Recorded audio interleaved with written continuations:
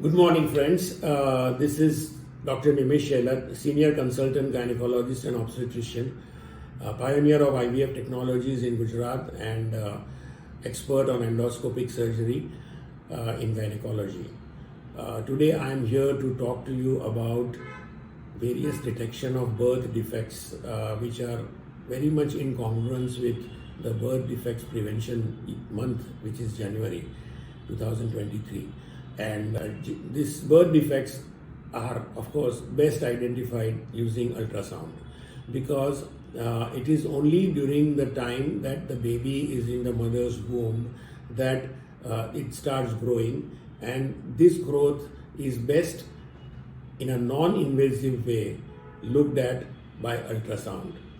तो हमारे सब मित्रों, आज हम बात करेंगे ये जो विकलांग बच्चे पैदा होते हैं उसकी विकलांगता को कैसे पहले से उसकी चिकित्सा करके उसका सुझाव लिया जाए, क्योंकि एक बार विकलांग बच्चा पैदा होता है तो उसके पीछे बहुत सा खर्चा सारवार का भी होता है, और बच्चा जब भी बड़ा होता है तो उसके लिए भी दुनिया के सामने अपना काम करना मुश्किल हो सकता है। तो ये एक बहुत बड़ी जो एक अवेयरनेस है जो पूरे महीने में ज़रूरी है जनवरी में, उसके बारे में हम थोड़ी सी बात करेंगे। विकलांगता पैदा जो होती है वो आनुवंशिक भी हो सकती है, जो पिता और माता के जनिन द्रव्य से उससे पैदा होती है। जब भी वो दोनों साथ में उसका सम्मिलित होकर जब ये एक गर्भ तैयार होता है तो तब से ये एक जनिन द्रव्य से कैरी की गई एक डिफेक्ट होती है। और कोई डिफेक्ट ऐसी भी होती है जो डिफेक्ट के बारे में जो कहे हम विकलांगता कहेंगे, तो ऐसी भी होती है जो डीनोवो, मान लीजिए कि अपने आप पैदा हो जाती है, नहीं माता का कोई इसमें रोल है नहीं पिता का कोई रोल है, फिर भी बच्चा विकलांग पैदा होता है। उसको ऑटोसोमल डोमिनेंट डिजीज कहते हैं अंग्रेजी में। तो ये विकलांगता को कैसे हम डिटेक्ट करेंगे, इसको पहले हम बात करते हैं। So my dear friends, how we will detect this birth defects? As I said, ultrasound is the safest method to actually detect all these defects and during pregnancy. And there is a very wrong notion that it causes any harm, because ultrasound are waves which are produced. They are sonic waves, they are sound waves. If sound waves are going to damage each other, then whatever we are talking also can damage the skin, the eyes, the ears and nose of the person who is sitting across us. But that doesn't happen when we speak. In the same way, the sound waves which are produced are beyond the range of hearing. So we know the frequency of ultrasound waves is totally a different frequency on which we cannot hear, but it is an energy, and the energy is conveyed by the probe on the organ on which the ultrasound probe is kept. So from that probe, what happens is that these waves are emitted and they enter the body, and they are echoed back, because ultimately the body will produce some resistance. So when that echo is coming back, that echo is again taken back by the machine, the ultrasound machine, and it is translated into a sonic image. And that image is ultrasound image of that particular case and the baby.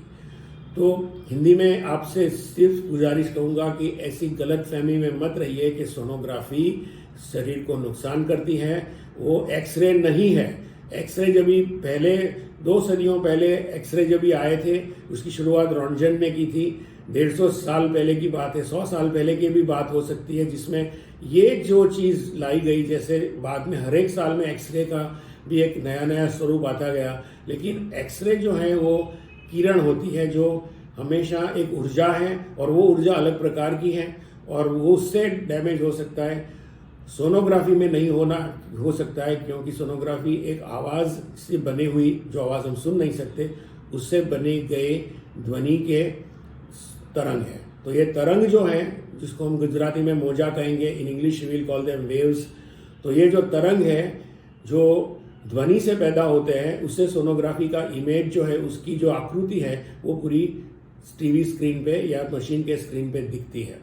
तो आप बिल्कुल गलत फहमी में मत रहिए। Sonography बार बार कराने से भी कोई नुकसान होता नहीं है। ये स्पष्टीकरण मैं आपके सामने करना चाहता हूँ, जिससे आप बिल्कुल खुश रहें और टेंशन या कोई भी प्रकार का स्ट्रेस फैक्टर आपके माइंड में न रहे।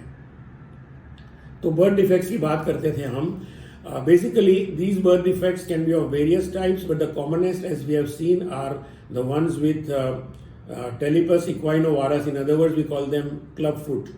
And in that case, क्या होता है कि both the legs they turn inward, and that is because of some compression when the baby is growing. It is a very active baby. अपने limbs जब भी मूव करता है तो उसको पूरी जगह नहीं मिलती है, और जब भी जगह नहीं मिलती है उसको तो वो अपना दोनों पाँव ऐसे सिकुड़ लेता है. So it turns its legs inwards because there is less space available, and therefore it stays in that posture when it is born, and therefore the muscles as well as the joints are also inclined in the same plane, which is little abnormal at birth, which looks abnormal at birth. We all agree. But we don't have to worry so much because this is a correctable deformity, and it is certainly not a reason to terminate a pregnancy.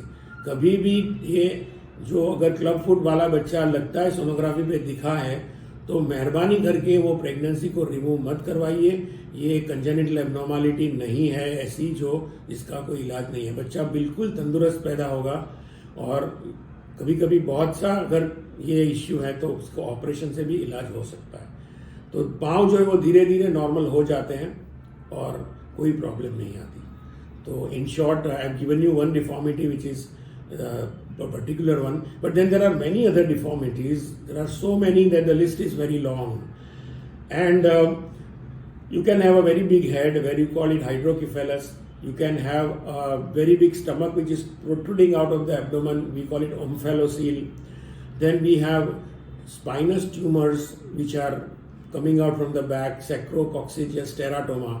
तो ये सब जो tumours हैं वो सब बड़े होते हैं. ऐसी एब्नॉर्मलिटी काफ़ी पाई जाती है जो अगर जो है वो उसमें, लेकिन उसकी मात्रा 2% से ज़्यादा नहीं है. इसकी चिंता नहीं करनी चाहिए, लेकिन अवश्य ये उसकी चिकित्सा होनी ही चाहिए, और इसीलिए सोनोग्राफी का उपयोग बहुत अनिवार्य है.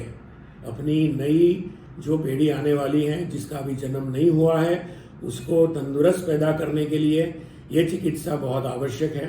और यही मैं आपसे गुजारिश करूंगा कि जिसको भी सगर्भावस्था हो उसकी सोनोग्राफी आप नियमित रूप से करवाते रहें. ज़रूरत पड़ेगी तो वो सोनोग्राफी वाले जो डॉक्टर हैं वो खुद ब खुद ऐसे हाईली स्पेशलाइज्ड डॉक्टर्स जो होते हैं उसमें सुपर स्पेशलिटी फीटल मेडिसिन की है, वहाँ भी आपको भेज सकते हैं. और वहाँ बड़ी सोनोग्राफी हो सकती है, 3D में हो सकती है, 3 डायमेंशन में हो सकती है, कलर डॉपलर भी हो सकती है, 4 डायमेंशन में भी हो सकती है. बड़े स्क्रीन पे दिखता है कि बच्चा कैसा है. तो आज ये एक बहुत नई उपलब्धि है.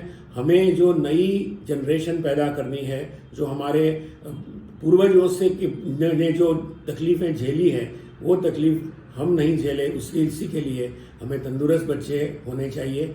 और इसीलिए आज मैंने आपसे जो ये बातें की हैं वो आप खूब सोच समझ के इसकी बात को दूसरे व्यक्तियों से फैलाने की जब कोशिश करोगे तो मैं मानता हूँ कि एक बहुत बड़ी सेवा होगी, क्योंकि गलतफहमी हमेशा नुकसान करती है और सच जो होता है वो हमेशा हमें फ़ायदेमंद रहता है.